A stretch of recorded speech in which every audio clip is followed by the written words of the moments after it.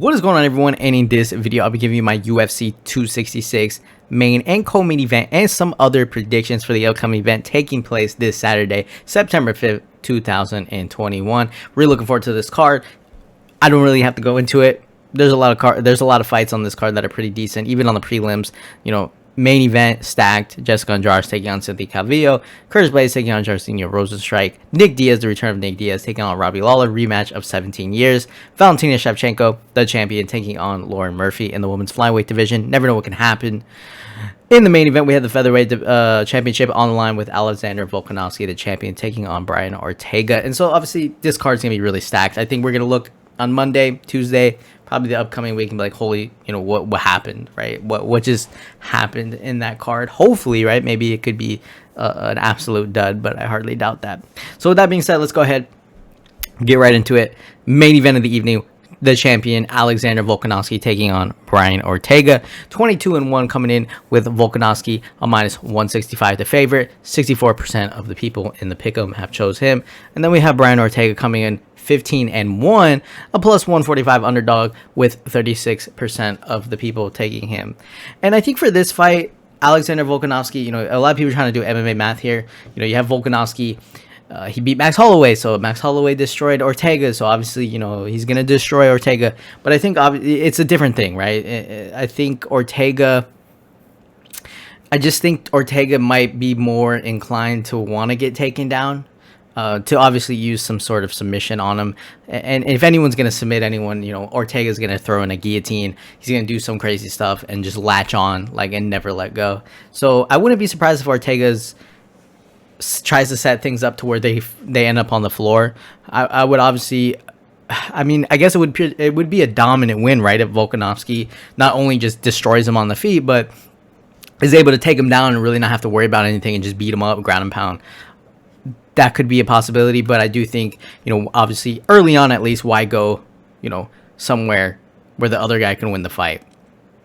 So for Alexander Volkanovski, man, he has a reach advantage, but he doesn't look like he has a reach advantage, right? Because he's more of a stocky, jacked. He looks a little, smaller but he's really jacked, and he has a lot of pressure. He has a lot of power, and he has a lot of volume. And so he comes after you. He puts that pressure onto you and just gets in your face.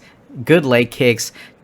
A lot of good stuff about him. Now, the only thing I will say, and we saw that in Max Holloway's fight in the last fight, he, which arguably, I would say I thought Max Holloway won that fight, but either way, he's definitely can be hit, right? Volkanovski can definitely be hit. We saw that in the Max Holloway fight. Now, granted, Max Holloway is one of the best strikers, if not the best boxer, at least in the UFC, depending on who you're talking to. But Max Holloway definitely tagged him up in that fight and had him hurt in some multiple different situations, and you never really know, right? Maybe Volkanovski goes in for a takedown, boom, Ortega just lands a flying knee.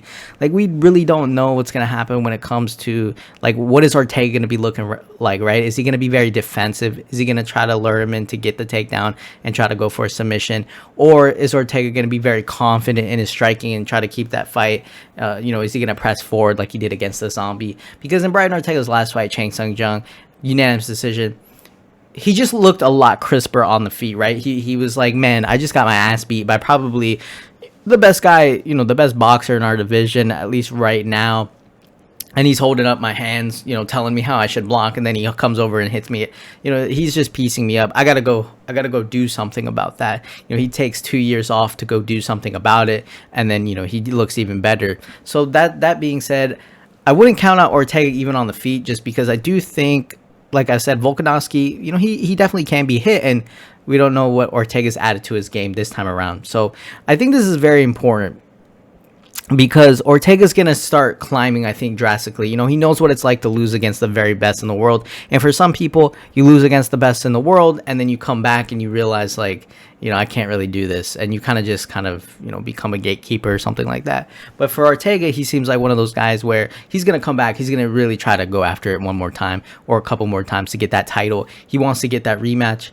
Same thing with Alexander Volkanovski, even, he wants to fight Max Holloway again. But I think Ortega is going to be a lot more dangerous than people are making it out to be. I do think Volkanovski can definitely take over, but he's going to really have to destroy Ortega. And if we just see Volkanovski beating him up on the feet, and then he's just taking him down and has no care in the world for Ortega's submission defense, then it's over, right? Volkanovski is just going to plow through him, whether he can get a finish or not, or just beat him up for 5 rounds. I think he can beat him up for 5 rounds if he does win, because Ortega's one hell of a guy, man.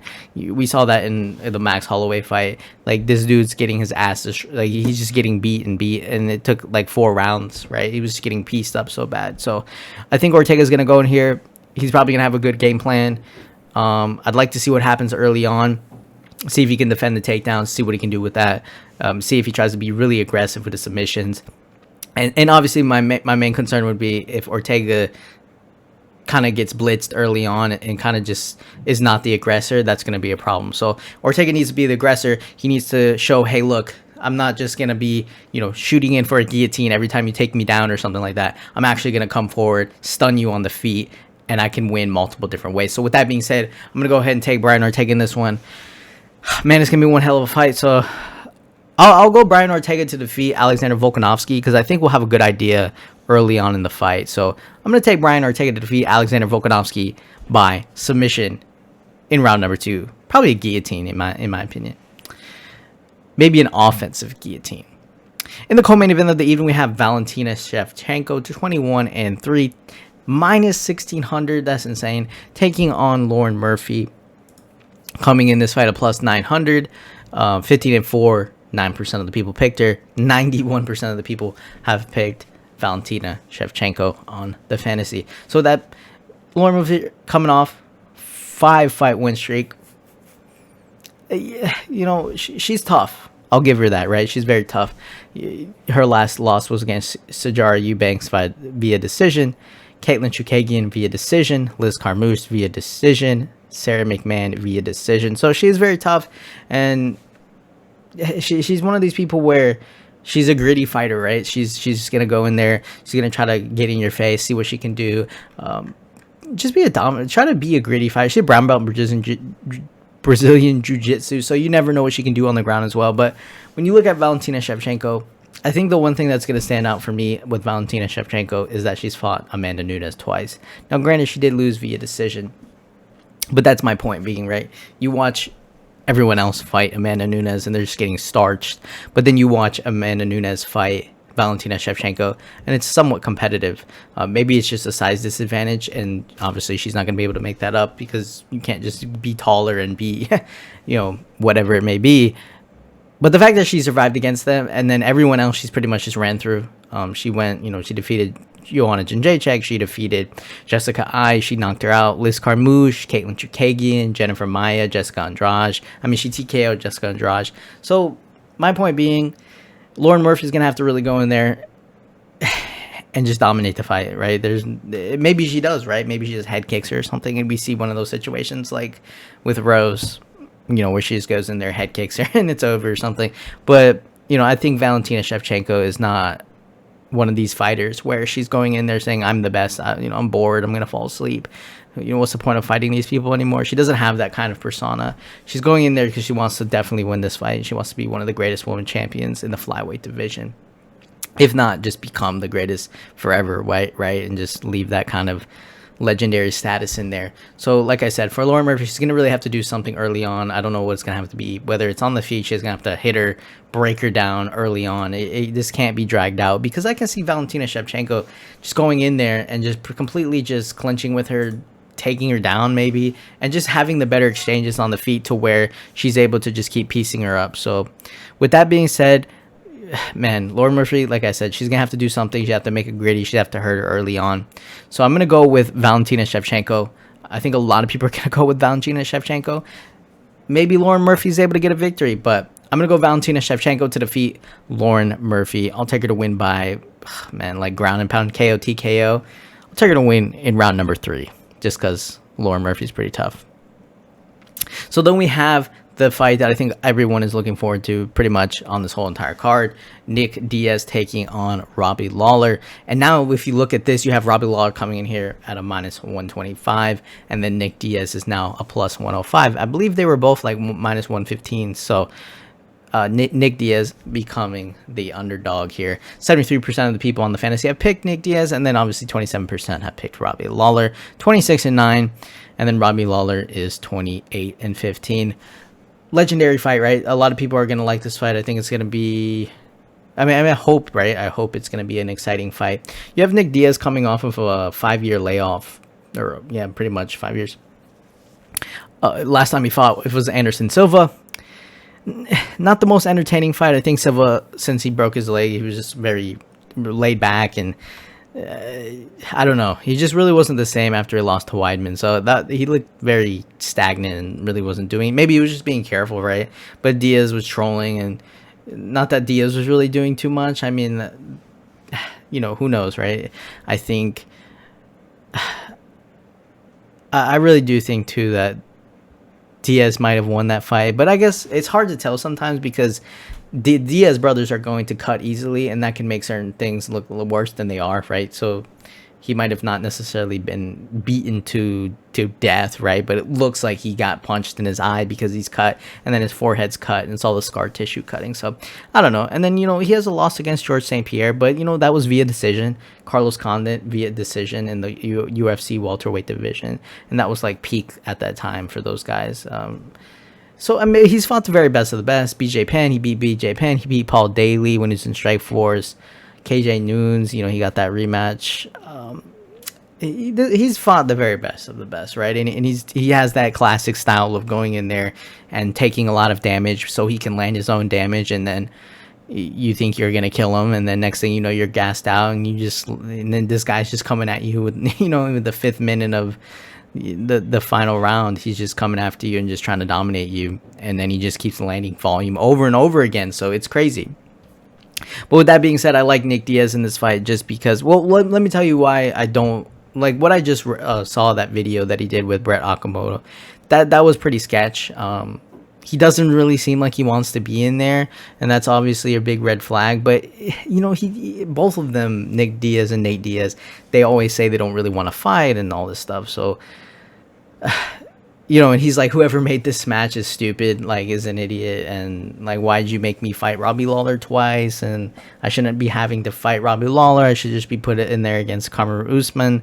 And maybe he's right, and maybe he lands like what Nate Diaz did to Leon Edwards in that final minute of the 5th round, where he almost took him out, where he hurt him pretty bad. Maybe Nick Diaz can do some crazy stuff like that to Kamaru, but on paper, I think you look at that match and you go, that's not really exciting for me, because Usman's just gonna grind him out, and okay, who knows, right? It's gonna be one of those fights where he just gets taken down, and then it's kind of a boring fight, and that could very well be the case. But that's the thing with the Diaz brothers, is like, they go right when everyone thinks like, oh no, they're just gonna get leg kicked to death and whatever. Next thing you know, they do some crazy stuff, and they make it exciting, right? They do something in that final minute, or they I don't know, they're taunting and stuff. And that's something he said he's not going to do here. He's going to taunt, right? He said he's not going to taunt. He's going to be respectful and all stuff.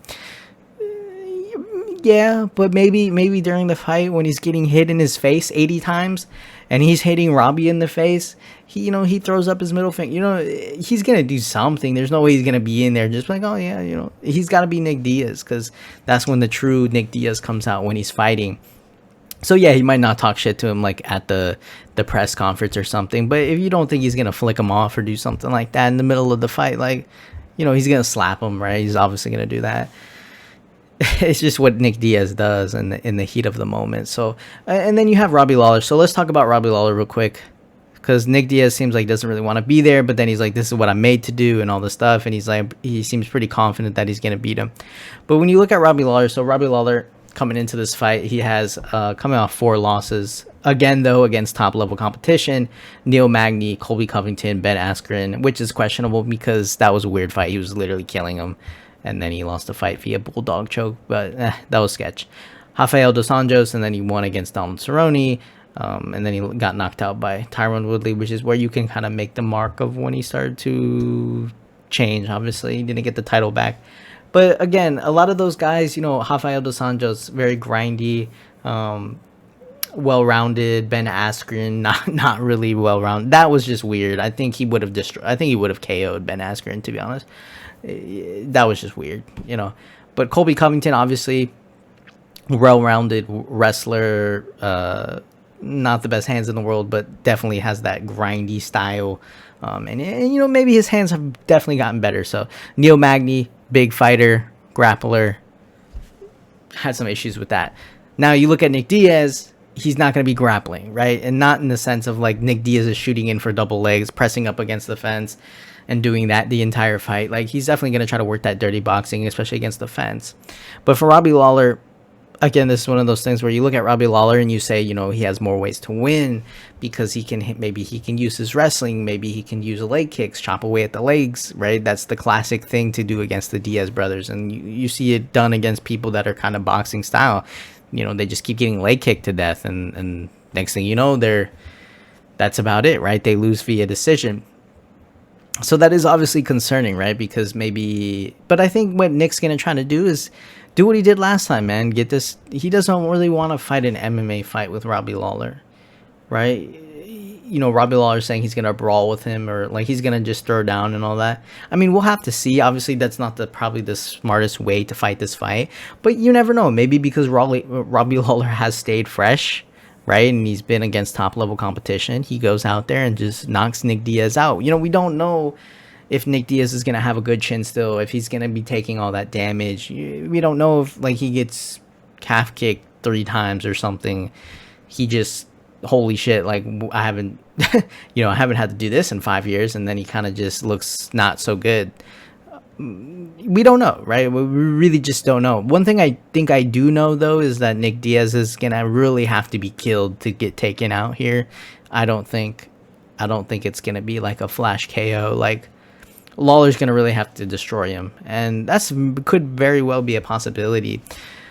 But at the same time, if Lawler fights this fight the way Nick Diaz wants him to fight it, which is like start swinging out, you know, and maybe Lawler gasses out a little bit because he just tries to unload everything on Diaz.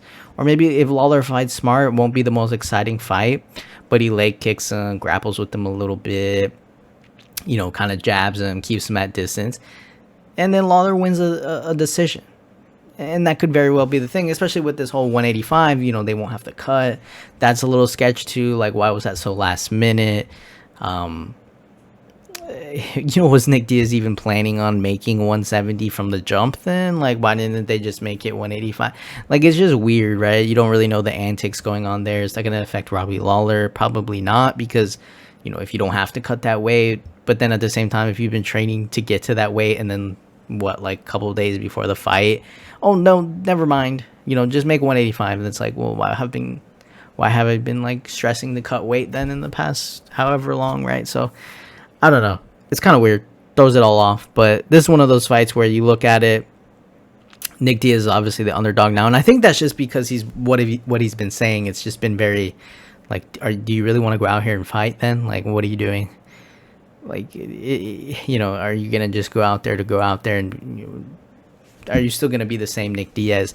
Whereas, like, yeah, Robbie Lawler hasn't obviously been on a winning streak, but it's not like he's been, you know, KO'd 4 times in a row in the past 2 years. So it's just one of those things, right? It's hard to say, but Robbie Lawler probably will be the more well-rounded fighter. But if he goes out there and says, like, he's just going to throw down, man, then, like, Nick Diaz could definitely kill him. And we don't know how Nick Diaz looks. Maybe he looks crazy, man. Maybe he just pieces him up, looks better than he did. He keeps saying he looks better. He's going to look better. He thinks he's gotten better than how he was. Well, obviously, right? But, you know, I'm more concerned about in the past 5 years, how better are you going to look, right? So who knows, man? It's crazy.